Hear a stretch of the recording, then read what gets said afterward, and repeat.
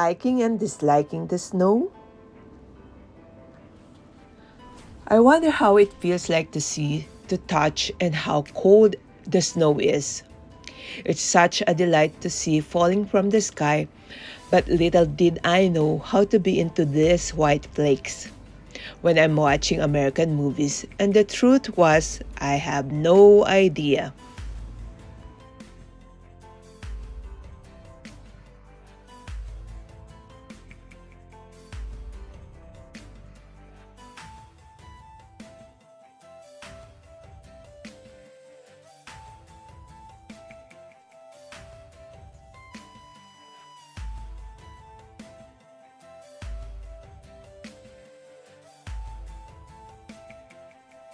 I went to Japan for the first time on winter time. It actually the weather was cold and all the more the temperature was dropped to 0 degrees. Heavy snow was expected that year. I didn't anticipate it much. It was a normal day for me. In fact, no feeling of excitement was because my mind was focused to my new life in Tokyo back then.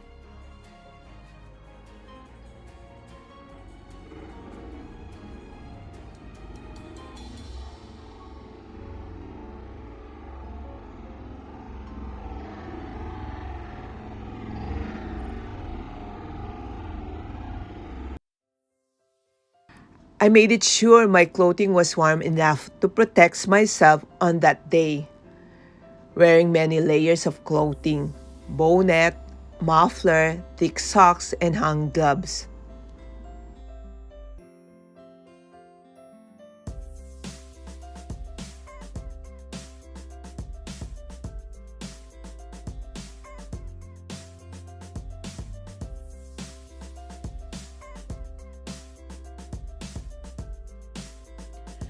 As I'm walking going to work, the thick snowflakes starting to fall heavily on my umbrella.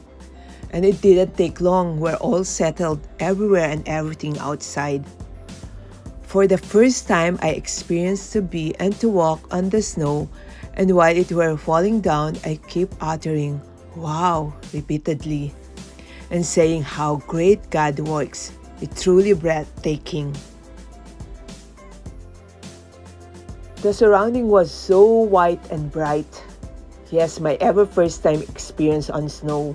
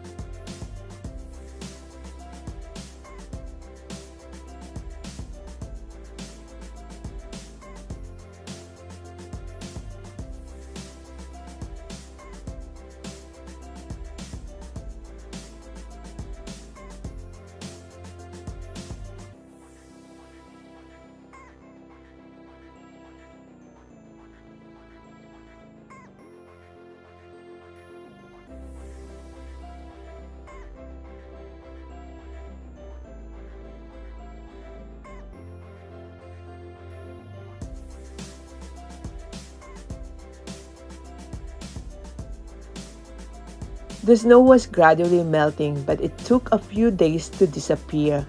After that great experience, the following days were a struggle.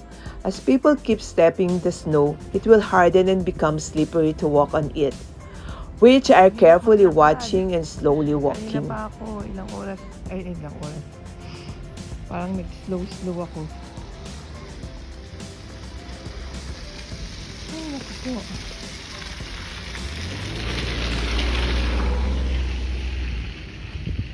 Ayan.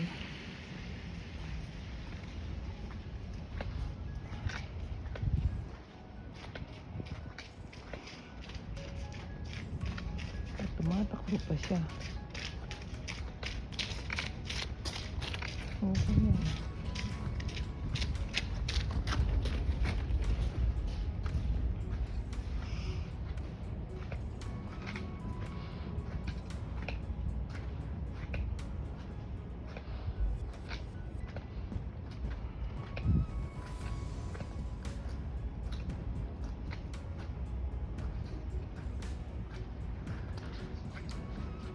Ang bilas.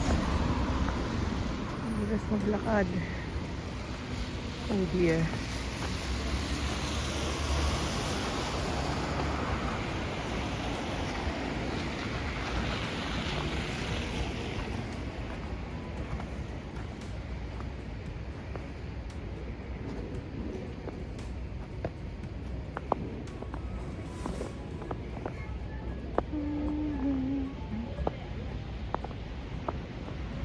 Yan,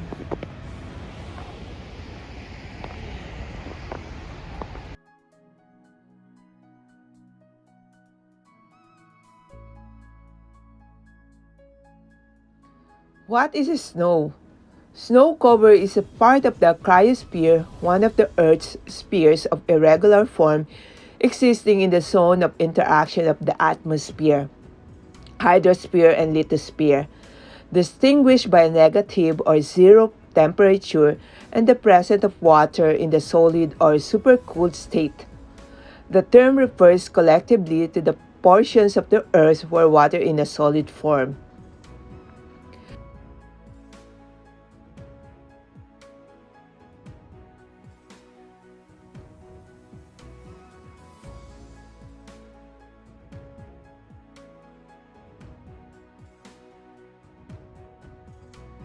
Cryosphere, which traces its origins to the Greek word cryos for frost. Snow is precipitation in the form of ice crystal.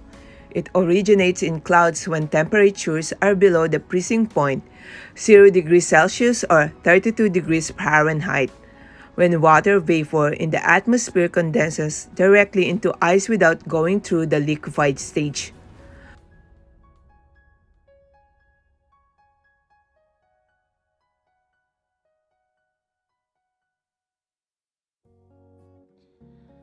Once an ice crystal has formed, it absorbs and freezes additional water vapor from the surrounding air, growing into a snow crystal or snow pellet, which then falls to earth. Snow often ceases once or twice a winter, but substantial accumulations are rare. In the typical year, unlike to other places in Japan, Tokyo gets only 1 or 2 days of light snowfall, and snow rarely remains on the ground for more than a few days it collects at all. If you want to get rid the snow on your driveway and walkway, use salt and spread it on the snow. The actual reason the application of salt causes ice to melt is that a solution of water and dissolved salt has a lower freezing point than pure water. Ice in contact with salty water therefore dissolve more salt, thereby causing more ice to melt and so on. Most of the business establishments do. And for the other places in Japan, snowing all the time during winter, they are heating the roads by circulating hot water below the pavement with the help of solar power that is stored in the summer. Last week on January 6, it was a first snow in winter season here in Tokyo. It was quite heavy, which able to cover the places. It lasted just for a day. Everyone's so happy to see again the snow. My Facebook wall flooded pictures of my family and friends together with the snow.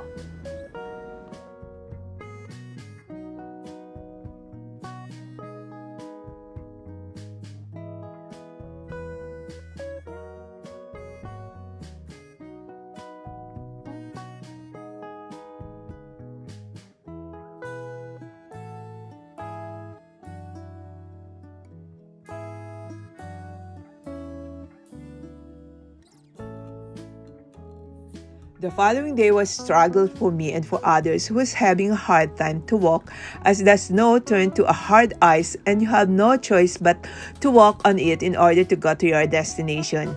It was really a challenge. Many times there are tendency to slip and thank God for His protection. I knew some friends slipped and fell badly that needed a surgery for her foot. Others were fortunate that pain of falling was tolerable and did not cause an injuries. I like and did not like snow. I like it because it makes the places so beautiful, so white and bright. But afterwards, this caused me a problem on how I will get to another place without falling from it. Thankful that it is seldom to have snow in Tokyo.